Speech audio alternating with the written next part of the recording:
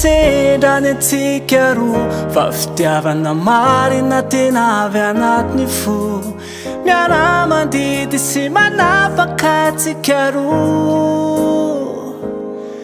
anjara tola tiezako amy fiainako anao eto amy tany sy ny firenena maro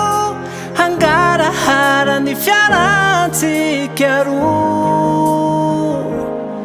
zao mivoady anaty en'Andriamanitra hirariako imasiny zao tontolo izao tsy verin-dalana fa hiaraka aminao aty amitsika roa masiny zao tontolo izao satria voafehy